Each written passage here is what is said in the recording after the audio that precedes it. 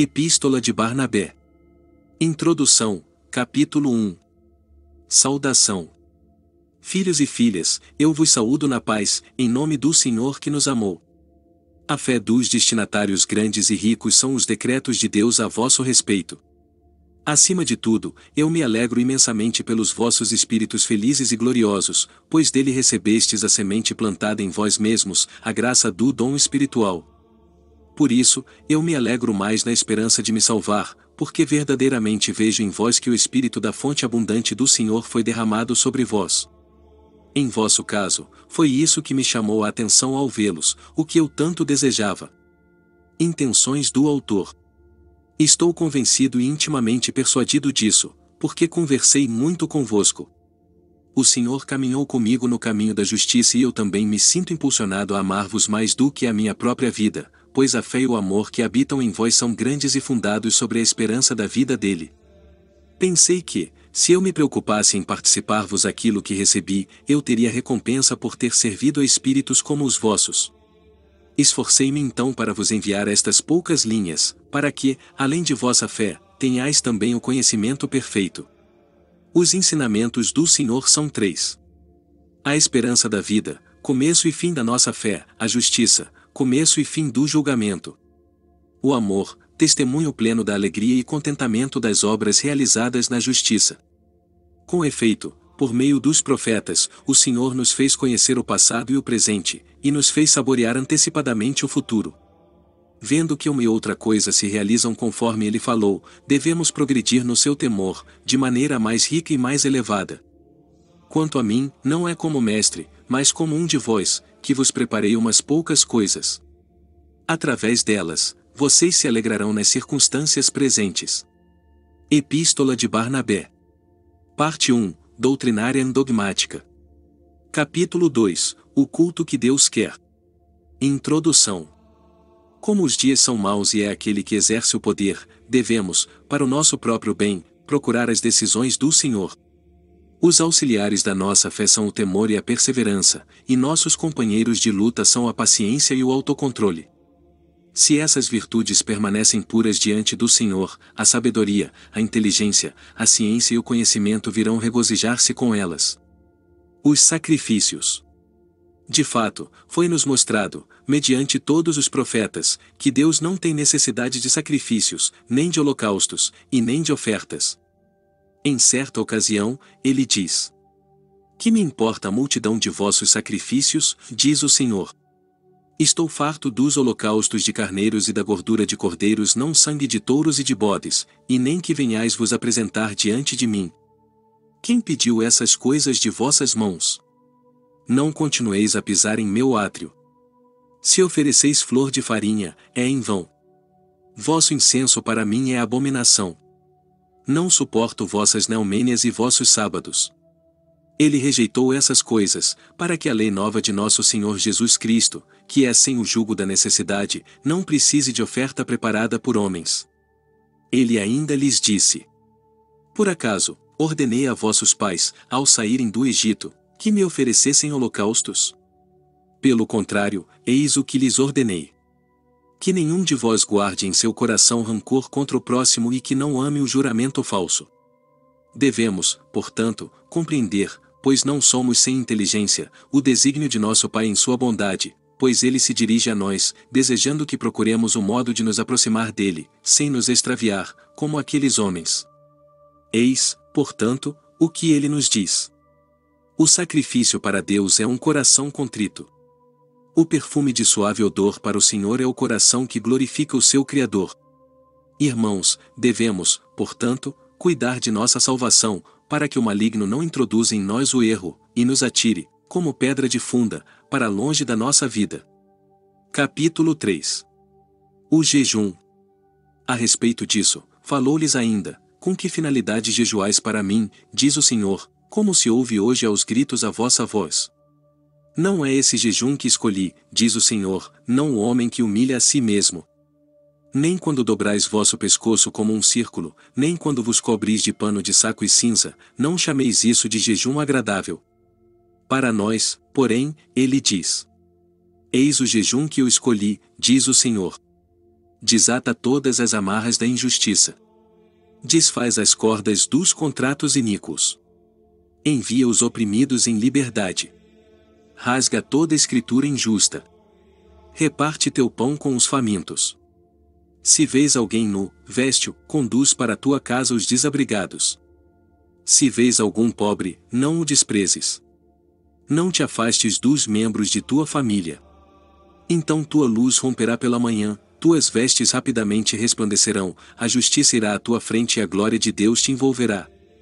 Então outra vez gritarás, e Deus te ouvirá. Ao falar, ele te dirá: Eis-me aqui. Isso, se renunciares a tecer amarras, a levantar a mão, a murmurar, e se deres de coração o teu pão ao faminto e tiveres compaixão da pessoa necessitada. Por isso, irmãos, o paciente, Deus, prevendo que o povo, que ele preparou através do seu amado, acreditaria com simplicidade, nos antecipou todas essas coisas, para que nós, como prosélitos, não nos arrebentássemos contra a lei deles. Capítulo 4. Vigilância. Exortação geral.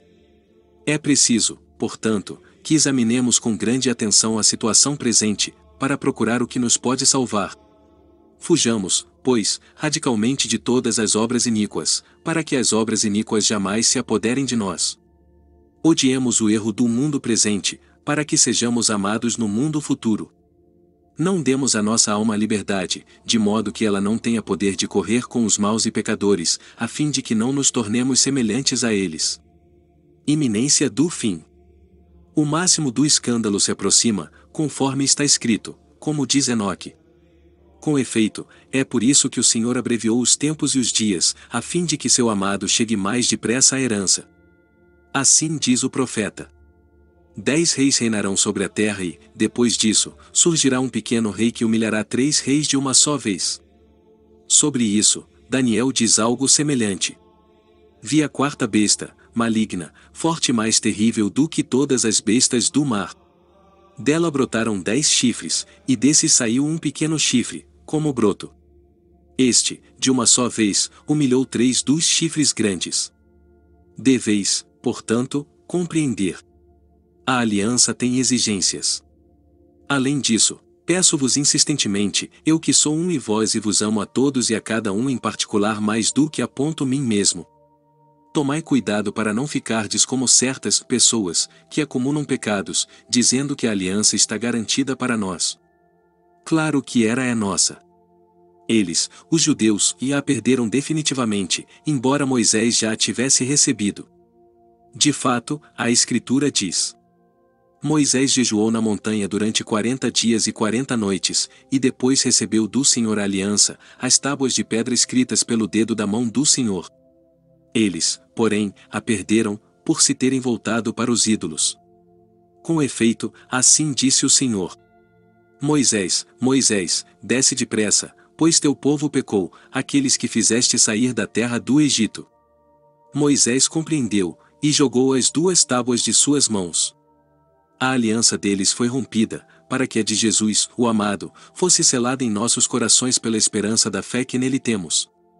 Querendo escrever muitas coisas, não como mestre, mas como convém a quem ama, não deixando perder nada do que possuímos, apliquei-me a escrever, como vosso humilde servidor. Estejamos atentos nestes últimos dias. Nada adiantará todo o tempo de nossa vida e de nossa fé, se agora, neste tempo de impiedade e na iminência dos escândalos, não resistirmos, como convém a filhos de Deus. A fim de que a treva não se infiltre em nós e as escondidas, fujamos de toda vaidade e odiemos completamente as obras do mau caminho. Não vos isoleis, dobrando-vos sobre vós mesmos, como se já estivesseis justificados, mas reuni-vos, para procurar juntos o vosso bem comum.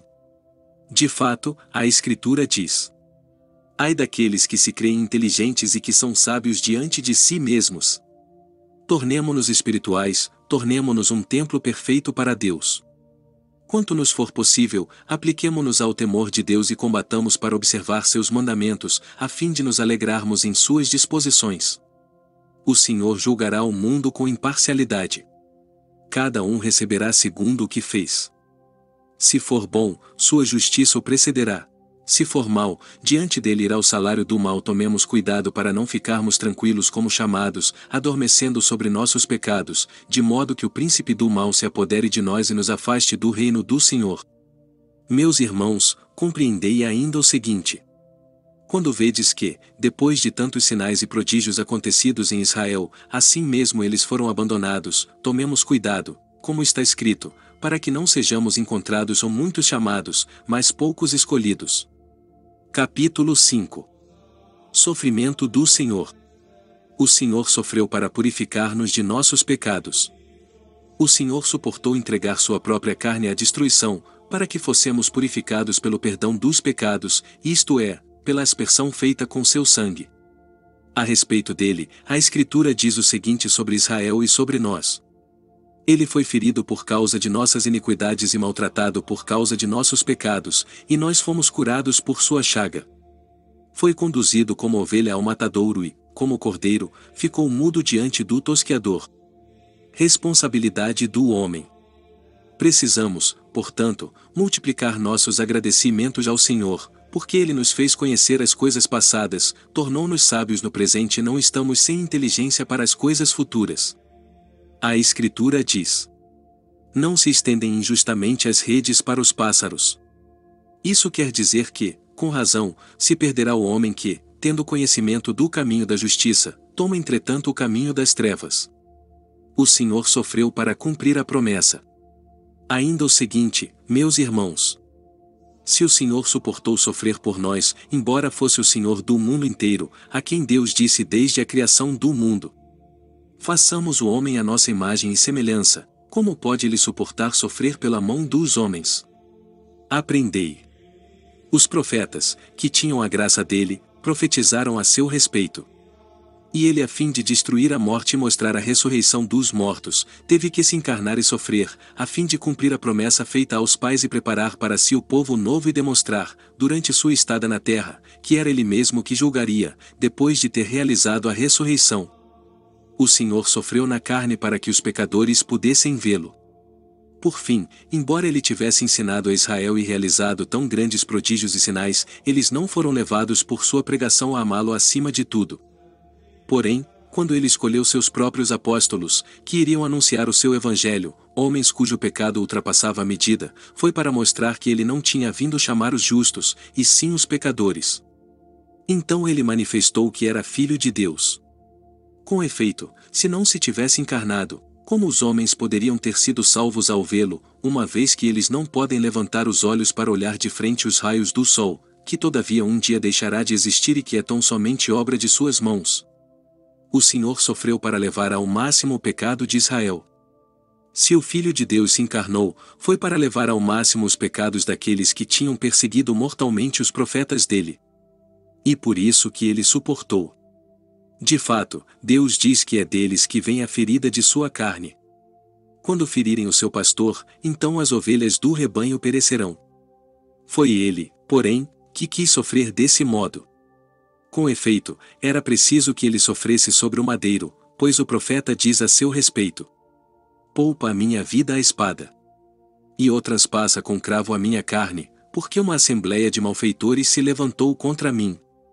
E diz ainda: eis que ofereci minhas costas aos açoites e minha face para as bofetadas. Contudo, mantive o meu rosto como pedra dura. Capítulo 6. Vitória pascal. O que diz ele, quando cumpriu o mandamento? Quem é que me julga? Coloque-se diante de mim. Ou quem quer ser declarado justo diante de mim? Que se aproxime do servo do Senhor. Ai de vós! Porque todos vós envelhecereis como veste e a traça vos roerá. E o profeta continua, uma vez que ele foi colocado como sólida pedra para esmagar. Eis que colocarei nos alicerces de Sião uma pedra de grande valor, escolhida, angular e preciosa. O que diz em seguida? Aquele que nela crer, viverá para sempre. Será que a nossa esperança está numa pedra? De modo nenhum. Mas foi o Senhor que tornou forte a sua carne. Com efeito, ele diz: ele me tornou como pedra dura. O profeta continua: a pedra que os construtores rejeitaram tornou-se a cabeça de ângulo. E diz ainda: Este é o dia grande e maravilhoso que o Senhor fez. A paixão. Eu, humilde servo do amor, vos escrevo com simplicidade, para que compreendais. O que diz ainda o profeta? Uma assembleia de malfeitores me rodeou. Eles me cercaram como abelhas ao favo. E eu sobre minhas vestes tiraram sortes. E como era na sua carne que ele devia revelar-se e sofrer, sua paixão foi revelada de antemão. De fato, o profeta diz a respeito de Israel: ai da vida deles. Pois conceberam um desejo mau contra si mesmos, dizendo: amarremos o justo, porque ele nos incomoda. Nova criação. Que lhes diz Moisés, outro profeta? Eis o que diz o Senhor Deus. Entrai na terra boa, que o Senhor prometeu a Abraão, Isaque e Jacó. Tomai posse dessa terra, onde correm leite e mel. Zero que diz a sabedoria? Aprendei. Ponde vossa esperança em Jesus, que deve revelar-se a vós na carne. Com efeito, o homem é terra que sofre, pois é da terra que Adão foi plasmado. Que significa? Na terra boa, terra onde correm leite e mel? Bendito seja nosso Senhor, irmãos, pois ele pôs em nós a sabedoria e o entendimento de seus segredos. Pois o profeta diz: quem poderá compreender uma parábola do Senhor, a não ser o sábio que conhece e ama o seu Senhor? Depois de nos ter renovado com o perdão dos pecados, ele fez de nós um novo ser, de modo que tenhamos alma de criança, como se ele nos tivesse plasmado novamente. De fato, a Escritura fala a nosso respeito, quando ele diz ao Filho: façamos o homem à nossa imagem e semelhança. Que eles dominem sobre os animais da terra, as aves do céu e os peixes do mar. E, vendo que nós éramos boa criação, o Senhor disse: crescei, multiplicai-vos e enchei a terra. Foi isso que ele disse ao Filho. Vou agora te mostrar como ele fala de nós. Ele realizou segunda criação nos últimos tempos. O Senhor diz: eis que faço as últimas coisas como as primeiras. Nesse sentido, assim falou o profeta. Entrai na terra onde correm leite e mel, e dominai-a. Eis-nos, portanto, criados de novo, conforme o que ele diz ainda por outro profeta. Eis, diz o Senhor, que arrancarei deles o isto é, daqueles que o Espírito do Senhor via de antemão os corações de pedra, e implantarei neles corações de carne. De fato, é na carne que ele devia manifestar-se e habitar em nós. Com efeito, meus irmãos, nossos corações assim habitados formam um templo santo para o Senhor. E o Senhor diz ainda: como me apresentarei diante do Senhor e serei glorificado? Ele diz: celebrar-te-ei na assembleia de meus irmãos e cantarei teus louvores em meio à assembleia dos santos. Portanto, somos nós que ele fez entrar na terra boa. E o que significam o leite e o mel? E por que a criança é nutrida primeiro com o mel e depois com o leite? Igualmente nós, alimentados pela fé na promessa e na palavra, vivemos dominando a terra. Ora, ele tinha dito antes: que eles cresçam, se multipliquem e dominem os peixes. E quem pode hoje dominar as feras, ou os peixes, ou os pássaros do céu? Devemos compreender que dominar implica poder, a fim de que aquele que ordena possa dominar. Se hoje não é assim, ele nos disse o tempo. Quando formos perfeitos para sermos herdeiros da aliança do Senhor. Capítulo 7. Jejum e o bode expiatório. Compreendei, portanto, filhos da alegria, que o bom Senhor nos revelou tudo de antemão, para que saibamos a quem constantemente celebrar com ação de graças. Se o Filho de Deus, que é Senhor e julgará os vivos e os mortos, sofreu para nos dar a vida por meio de seus ferimentos, acreditamos que o Filho de Deus não podia sofrer, a não ser por causa de nós. Além disso, já crucificado, deram-lhe a beber vinagre e fel. Escutai como os sacerdotes do templo se expressaram sobre isso. O mandamento escrito dizia: quem não jejuar no dia do jejum, será condenado à morte.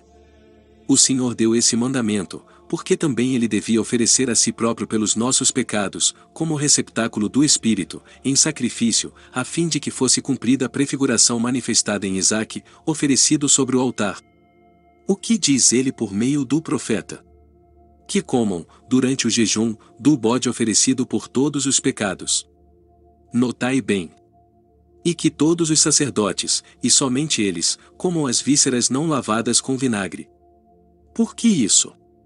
Porque vós me fareis beber fel com vinagre, a mim que ofereci minha carne pelos pecados do meu novo povo. Somente vós comereis, enquanto o povo jejuará e se flagelará com pano de saco e cinza. Isso era para mostrar que ele deveria sofrer na mão deles. Como ele ordenou. Prestai atenção. Tomai 2 bodes bonitos iguais, e oferecei-os em sacrifício. Que o sacerdote tome o primeiro como holocausto pelos pecados. E o que farão com o outro? Ele diz. O outro é maldito. Notai como a figura de Jesus é manifestada. Cuspi todos nele, traspassai-o, coroai sua cabeça com lã escarlate e, desse modo, seja expulso para o deserto.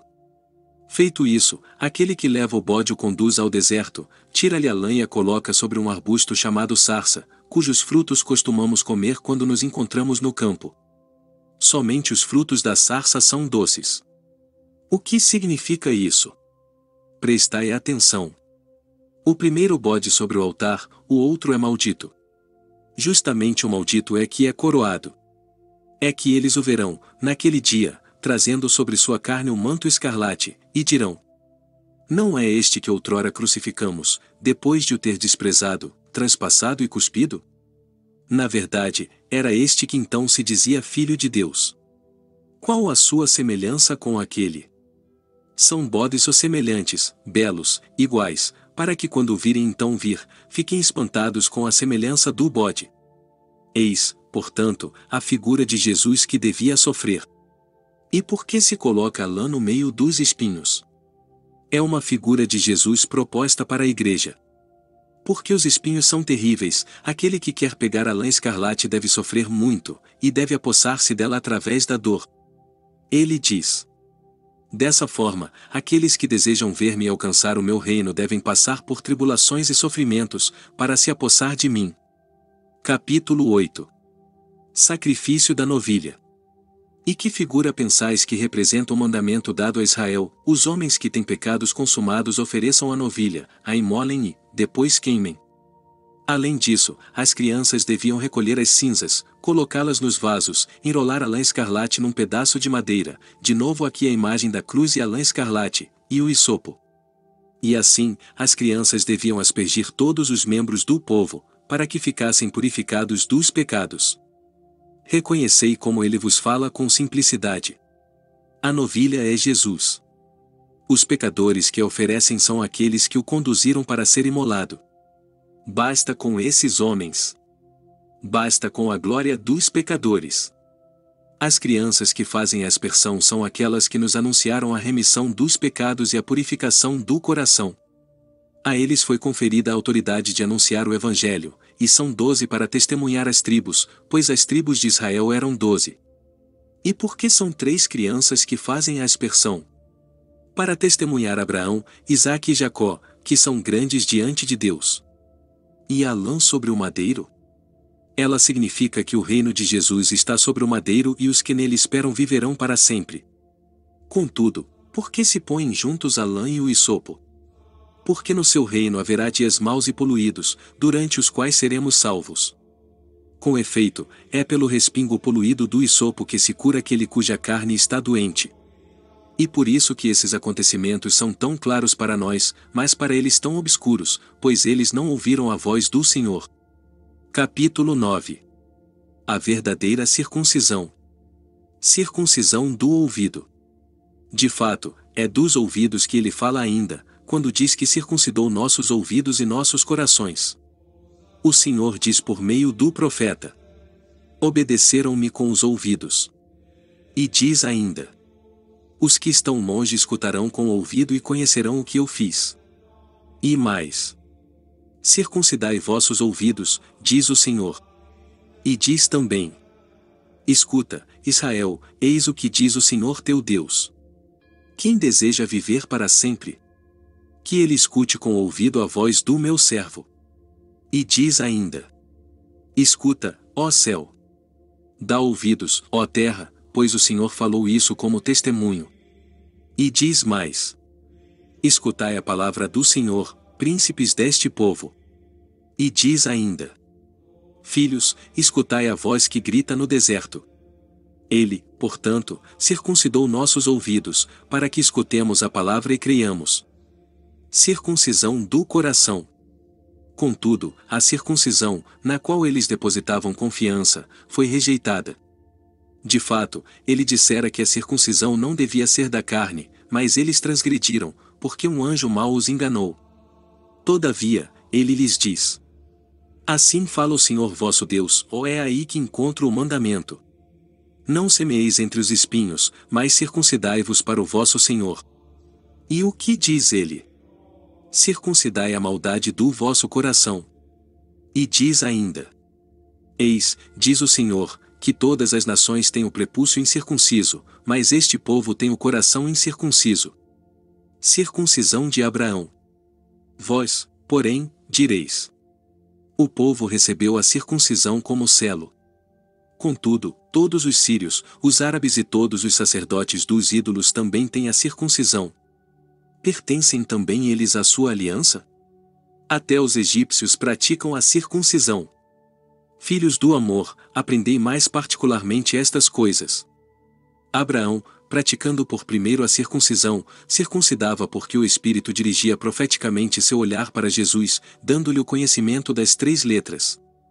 Com efeito, ele diz: e Abraão circuncidou entre os homens de sua casa 318 homens. Qual é, portanto, o conhecimento que lhe foi dado? Notai que ele menciona em primeiro lugar os 18 e depois, fazendo distinção, os 300. 18 se escreve I, que vale 10, e H, que representa 8. Tens aí I, sous, ou igual Jesus. E como a cruz em forma de T devia trazer a graça, ele menciona também 300, igual T. Portanto, ele designa claramente Jesus pelas 2 primeiras letras e a cruz pela terceira. Quem depositou em nós o dom do seu ensinamento sabe bem disto. Ninguém recebeu de mim ensinamento mais digno de fé. Sei, porém, que vós sois dignos. Capítulo 10. Significado espiritual das prescrições alimentares. Primeira formulação. Moisés disse: não comereis porco, nem águia, nem gavião, nem corvo, nem peixe algum que não tenha escamas.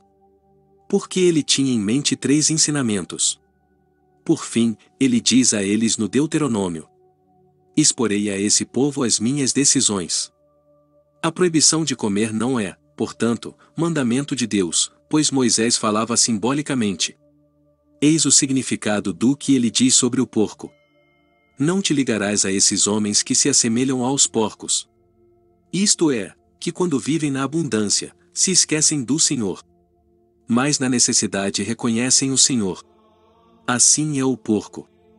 Enquanto está comendo, ele não conhece seu dono. Mas quando está com fome, ele grunhe e, uma vez tendo comido, volta a se calar. Ele diz: também não comerás a águia, nem o gavião, nem o milhafre, nem o corvo. Isto é, não te ligarás, imitando-os, a esses homens que não sabem ganhar o alimento por meio do trabalho e do suor, mas que, em sua injustiça, arrebatam o bem alheio. Andam com ar inocente, mas espionam e observam a quem vão despojar por ambição. Eles são como essas aves, as únicas que não providenciam o alimento por si próprias, mas se empoleiram ociosamente, procurando a ocasião de se alimentar da carne dos outros. São verdadeiros flagelos por sua crueldade. Ele continua: não comerás moreia, nem polvo, nem molusco. Isto é, não te assemelharás, ligando-te a esses homens que são radicalmente ímpios e já estão condenados à morte. O mesmo acontece com esses peixes. São os únicos amaldiçoados, que nadam nas profundezas, sem subirem como os outros. Permanecem no fundo da terra, habitando o abismo. Segunda formulação. Também não comerás a lebre. Por que razão? Isso quer dizer: não serás pederasta, nem imitarás aqueles que são assim. Porque a lebre, a cada ano, multiplica seu ânus. Ela tem tantos orifícios quanto o número de seus anos. Também não comerás a hiena. Isso quer dizer: não serás nem adúltero, nem homossexual, e não te assemelharás àqueles que são assim. Por que razão? Porque esse animal muda de sexo todos os anos e torna-se ora macho, ora fêmea. Ela odiou também a doninha. Muito bem. Não serás como aqueles que cometem, como se diz, iniquidade com a boca por depravação, nem te ligarás a esses depravados que cometem iniquidade com sua boca. De fato, esse mal se concebe pela boca. Moisés, tendo recebido tríplice ensinamento sobre os alimentos, usou linguagem simbólica. Eles, porém, o entenderam sobre os alimentos materiais, por causa do desejo carnal. Davi confirma o ensinamento. Davi recebeu o conhecimento desse mesmo ensinamento tríplice. Ele fala de forma semelhante. Feliz o homem que não vai ao conselho dos ímpios, como os peixes que se movem nas trevas para o fundo. E que não para no caminho dos pecadores, como aqueles que aparentam temer ao Senhor, mas pecam como o porco. E que não se assentou na cátedra da pestilência, como as aves que se postam para a rapina. Aí tendes perfeitamente o que se refere à comida. Conclusão. Moisés, porém, disse: comei de todo animal que tem o casco fendido e que rumina. O que ele quer dizer? Que tal animal, quando recebe a comida, conhece aquele que o alimenta, e quando repousa, parece que se alegra com ele. Disse o bem, considerando o mandamento. Que quer ele dizer? Vinculai-vos àqueles que temem o Senhor, que meditam no coração sobre o sentido exato da palavra que receberam, que ensinam e observam as decisões do Senhor, que sabem que a meditação é alegre exercício e que ruminam a palavra do Senhor. O que significa o casco fendido? É que o justo caminha neste mundo e espera o mundo santo. Vede como Moisés legislou bem. Mas, para eles, como é possível compreenderem ou entenderem essas coisas? Nós, tendo compreendido exatamente os mandamentos, os exprimimos como o Senhor desejou. Por isso, ele circuncidou nossos ouvidos e nossos corações, para compreendermos essas coisas. Capítulo 11. Profecias do batismo e da cruz. A água. Pesquisemos se o Senhor teve intenção de falar antecipadamente sobre a água e sobre a cruz. Quanto à água, está escrito que Israel não teria recebido o batismo que leva à remissão dos pecados, mas que eles próprios teriam constituído um. Com efeito, diz o profeta: pasma, ó céu, e que a terra trema ainda mais. Pois este povo cometeu mal duplo. Eles me abandonaram, a mim que sou a fonte viva da água, e cavaram para si mesmos uma cisterna de morte. Por acaso, o Sinai, minha montanha santa, é rocha deserta? Vós sereis como os passarinhos que voam, quando se lhes tira o ninho. E o profeta diz ainda: eu marcharei à tua frente, aplanarei as montanhas, quebrarei as portas de bronze, despedaçarei as trancas de ferro, e te darei tesouros secretos, escondidos, invisíveis, a fim de que saibam que eu sou o Senhor Deus. Tu habitarás numa caverna alta de rocha sólida, onde a água não falta nunca. Vereis o Rei em sua glória e vossa alma meditará no temor do Senhor. A água e o madeiro. Elé diz ainda por meio de outro profeta: quem assim age, será como a árvore plantada junto à corrente d'água, e que dá seu fruto no tempo certo. Sua folhagem não cairá. E tudo o que ele fizer terá sucesso. Não são assim os ímpios, não são assim. Eles são, antes, como a poeira que o vento espalha na face da terra. E por isso que os ímpios não se levantarão no julgamento, nem os pecadores no conselho dos justos. Pois o Senhor conhece o caminho dos justos, mas o caminho dos ímpios perecerá. Notai que ele designa ao mesmo tempo a água e a cruz. Com efeito, ele quer dizer: felizes aqueles que, tendo lançado sua esperança na cruz, desceram para a água. Pois ele diz que o salário vem no tempo certo. Então, diz ele, eu o retribuirei. Mas para hoje, ele diz: sua folhagem não cairá. Isso significa que toda palavra de fé e amor que sair da vossa boca será para muitos causa de conversão e de esperança. E outro profeta diz ainda: e a terra de Jacó era celebrada mais do que qualquer outra terra. Isso quer dizer que ele glorifica o vaso do seu espírito. O que diz ele a seguir? Havia um rio que corria, vindo da direita, e árvores esplêndidas auriam dele seu crescimento. Qualquer pessoa que delas comer, viverá eternamente. Isso significa que descemos para a água carregados de pecados e poluição, mas subimos dela para dar frutos em nosso coração, tendo no espírito o temor e a esperança em Jesus. Quem comer deles viverá eternamente, quer dizer, quem escutar, quando tais palavras são ditas, e crer nelas, viverá eternamente. Capítulo 12. O madeiro. Da mesma forma, é sobre a cruz que ele fala por meio de outro profeta. Quando tais coisas se cumprirão? Diz o Senhor. Quando um madeiro for estendido no chão e depois novamente levantado, e quando o sangue gotejar do madeiro. Eis que se fala de novo da cruz e daquele que seria crucificado. Ele ainda fala a Moisés, quando Israel é atacado pelos povos estrangeiros, para lembrar-lhes, nesse combate, que era pelos pecados deles que estavam sendo entregues à morte. Falando ao coração de Moisés, o Espírito lhe fez representar a figura da cruz e de quem sofreria, pois, diz ele, se não esperarem nele, serão eternamente atacados. Então Moisés amontoou as armas no meio do combate e, de pé, no lugar mais alto de todos, estendeu os braços, e assim Israel venceu novamente. Em seguida, cada vez que os abaixava, os israelitas sucumbiam outra vez. Por quê? Para que soubessem que não podiam ser salvos, se não confiassem nele. Por meio de outro profeta, ele diz ainda: o dia inteiro estendi meus braços para um povo desobediente que se opõe ao meu justo caminho. Outra vez ainda, no momento em que Israel sucumbia, Moisés fez prefiguração de Jesus, mostrando que ele devia sofrer, e justamente aquele que acreditavam estar morto na cruz, haveria de dar a vida. De fato, o Senhor fez com que todo tipo de serpentes os mordessem, e eles morriam, embora a serpente tenha sido para Eva o instrumento da desobediência. Ele queria assim convencê-los de que era por causa da desobediência deles que seriam entregues à tortura da morte. Finalmente, o próprio Moisés tinha ordenado: não tereis, como vosso Deus, nenhuma imagem fundida ou esculpida. Mas ele próprio fez uma serpente de bronze, colocou-a diante de todos, e convocou o povo. Quando se reuniram naquele lugar, suplicaram a Moisés que intercedesse pela cura deles. Moisés, porém, lhes respondeu: quando alguém de vós for mordido, venha até a serpente fixada ao madeiro e creia com confiança. Crendo que essa serpente, embora morta, possa dar a vida, no mesmo instante será salvo. Assim fizeram eles.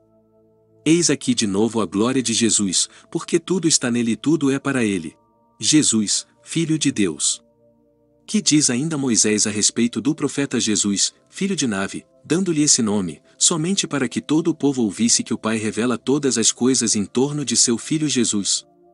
Enviando-o para explorar o país, depois de lhe ter dado esse nome, Moisés disse a Jesus, filho de Navi: toma em tuas mãos um livro e escreve o que diz o Senhor.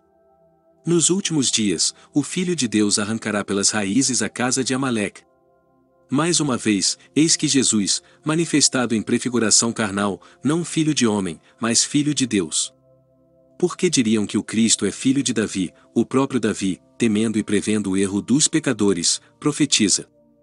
Disse o Senhor ao meu Senhor: assenta-te à minha direita, até que eu ponha os teus inimigos como estrado para teus pés. Isaías também diz: o Senhor disse ao Cristo, meu Senhor: eu o tomei pela mão direita, para que as nações lhe obedeçam, e eu romperei a força dos reis. Vede como Davi o chama Senhor, e não filho. Capítulo 13. A aliança. Qual povo é o herdeiro? Vejamos agora qual é o povo que recebe a herança. Se este, ou se o primeiro. E a aliança, é para nós, ou para aqueles? Escutai, então, o que diz a Escritura a respeito do povo. Isaque rezava pela sua mulher Rebeca, que era estéril, e ela concebeu. Depois, Rebeca saiu para consultar o Senhor, e o Senhor lhe disse: há 2 nações em teu seio e 2 povos em tuas entranhas. Um povo dominará o outro, e o mais velho servirá ao mais jovem. Deveis compreender quem é Isaque e quem é Rebeca, e a quem se referia ao mostrar que este povo é maior do que aquele. Em outra profecia, Jacó se dirige mais claramente ainda a seu filho José, dizendo: Eis que o Senhor não me privou de tua presença. Traze-me teus filhos, para que eu os abençoe. Ele levou Efraim e Manassés, querendo que Manassés, o mais velho, recebesse a bênção. José o conduziu para a mão direita de seu pai Jacó. No entanto, Jacó viu em espírito a prefiguração do povo futuro. E o que disse ele? E Jacó cruzou as mãos, e colocou a direita sobre a cabeça de Efraim, o segundo e o mais novo, e o abençoou.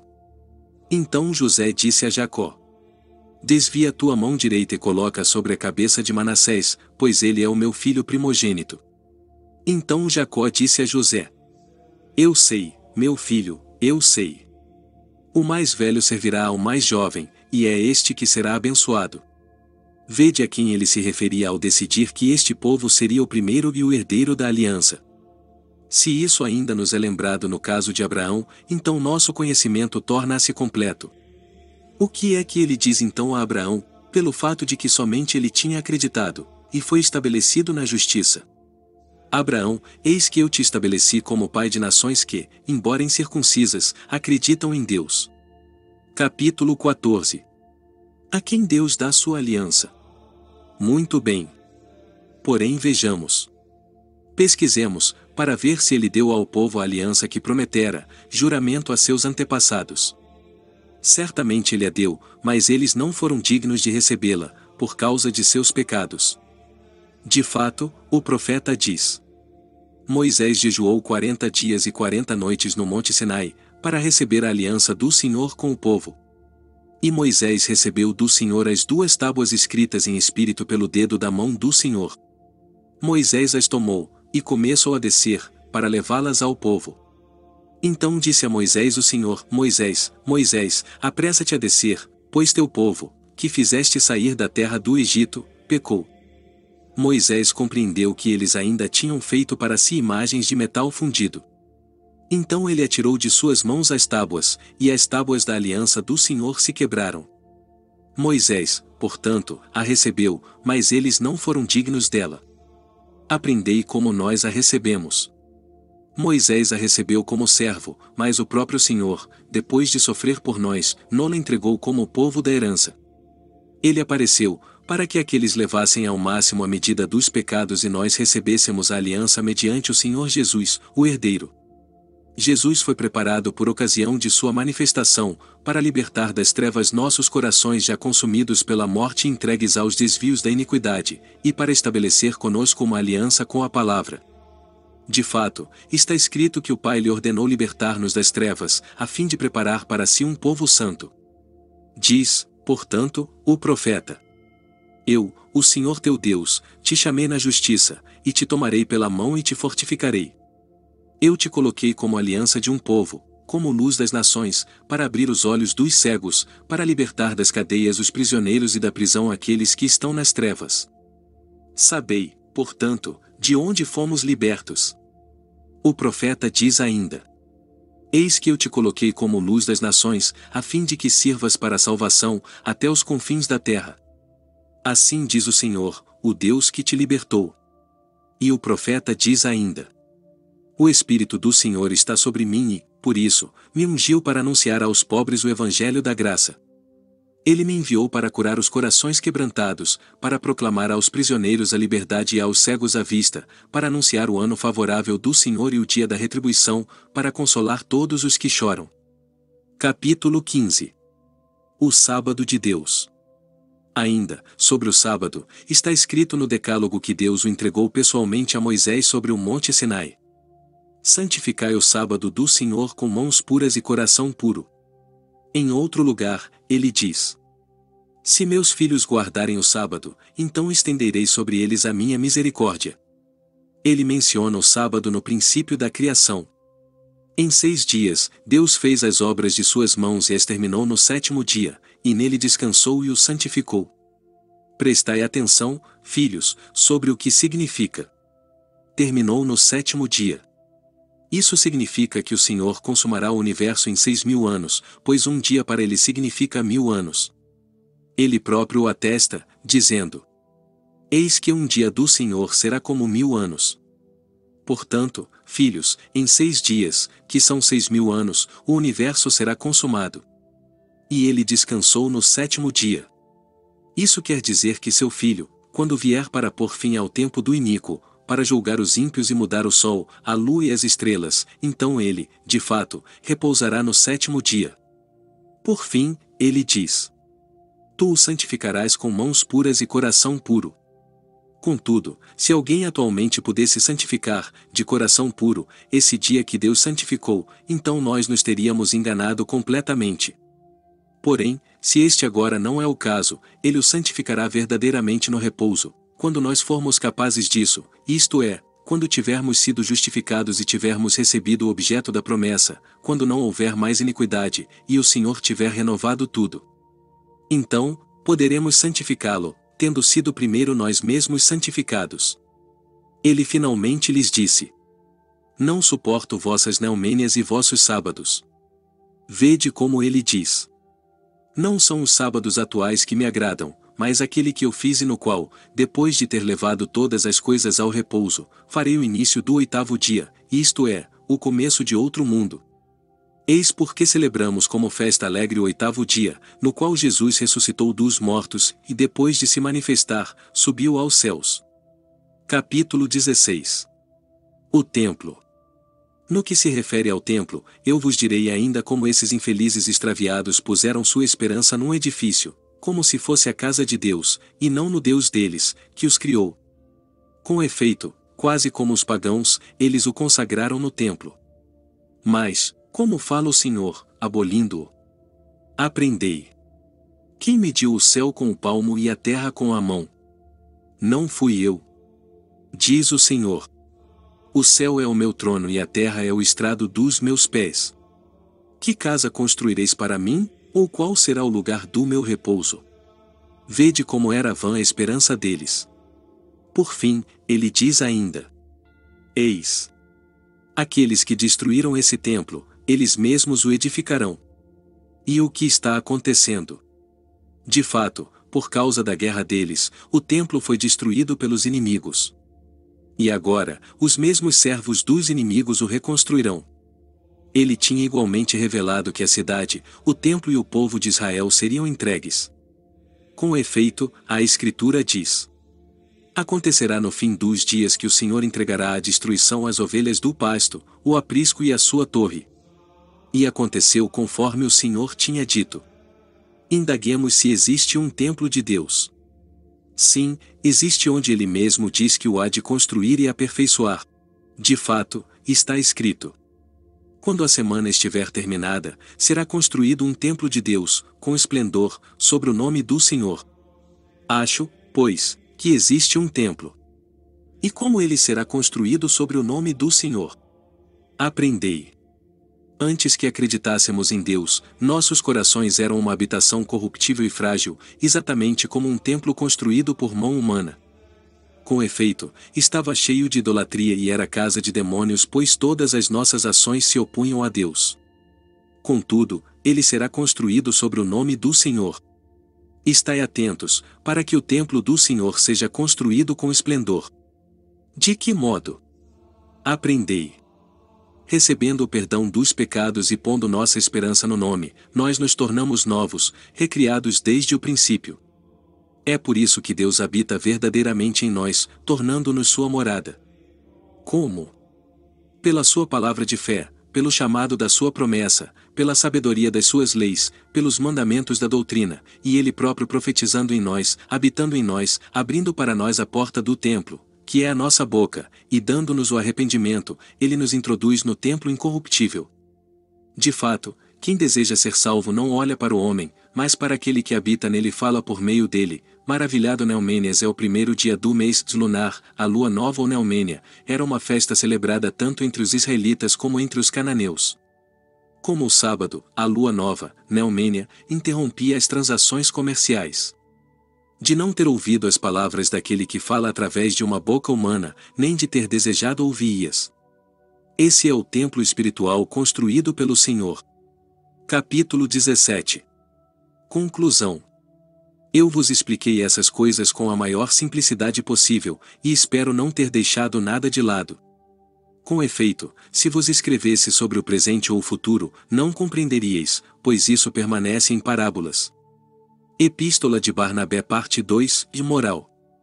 Capítulo 18. Os dois caminhos. Introdução. Sobre esse assunto, chega. Passemos para outro tipo de conhecimento e ensinamento.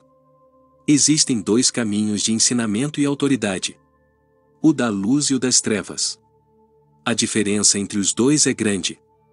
De fato, sobre um estão postados os anjos de Deus, portadores da luz. E sobre o outro, os anjos de Satanás. Um é senhor de eternidade em eternidade, o outro é príncipe do presente tempo da iniquidade. Capítulo 19. O caminho da luz. Este é o caminho da luz. Se alguém quer andar no caminho e chegar ao lugar determinado, que se esforce em suas obras. Eis, portanto, o conhecimento que nos foi dado para andar nesse caminho. Ama aquele que te criou. Teme aquele que te formou. Glorifica aquele que te resgatou da morte. Sê simples de coração e rico de espírito. Não te ligues àqueles que andam no caminho da morte. Odeia tudo o que não é agradável a Deus. Odeia toda hipocrisia. Não abandones os mandamentos do Senhor. Não te engrandeças a ti mesmo, mas sê humilde em todas as circunstâncias. Não te arrogues glória. Não planejes o mal contra o teu próximo. Não te entregues à insolência. Não pratiques a prostituição, nem o adultério, nem a pederastia. Não divulgues a palavra de Deus entre pessoas impuras. Não faças diferença entre as pessoas, ao corrigir alguém por sua falta. Sê manso, tranquilo, respeitando as palavras que ouviste. Não sejas vingativo para com teu irmão. Não fiques hesitando sobre o que vai ou não acontecer. Não tomes em vão o nome do Senhor. Ama o teu próximo mais do que a ti mesmo. Não mates a criança no seio da mãe, nem logo que ela tiver nascido. Não te descuides de teu filho ou de tua filha. Pelo contrário, dá-lhes instrução desde a infância no temor do Senhor. Não cobices os bens do teu próximo. Não sejas avarento, não te juntes de coração com os grandes, mas conversa com os justos e pobres. Aceita como boas as coisas que te acontecem, sabendo que nada acontece sem o consentimento de Deus.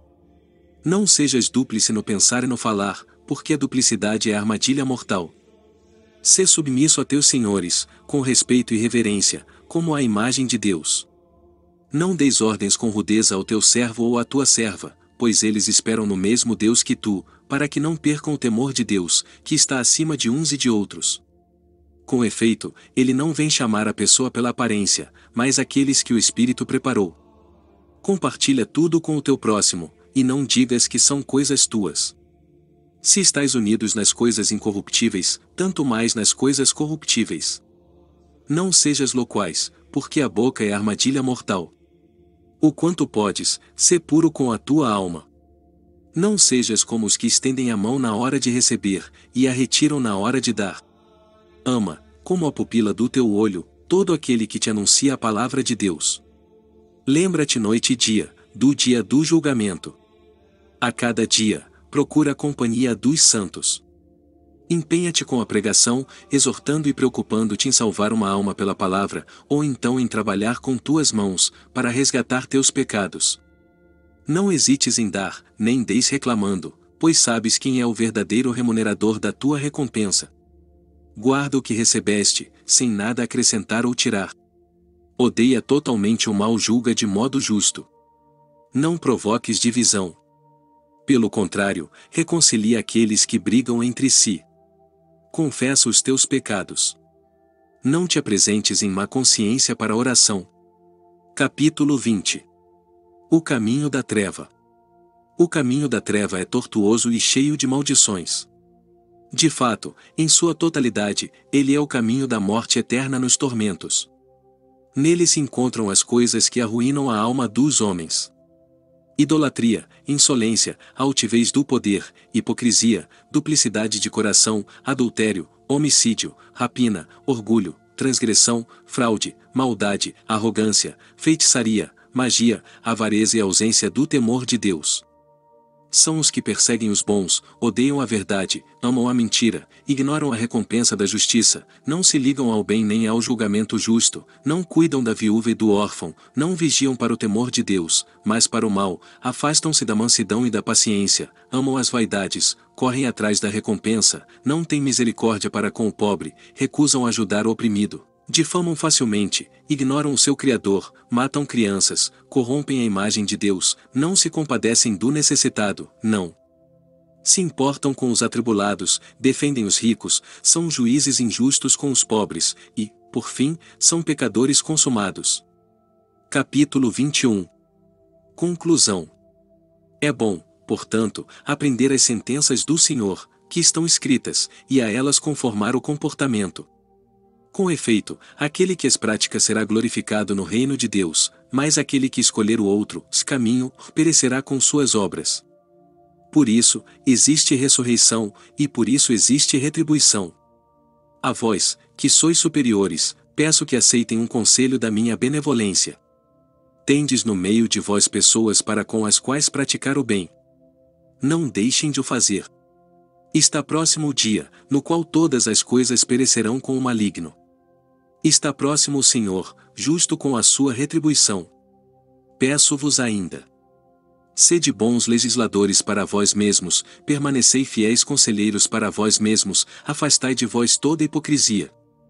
O Deus, que reina sobre o mundo inteiro, vos dê sabedoria, inteligência, ciência, conhecimento de suas decisões, e perseverança.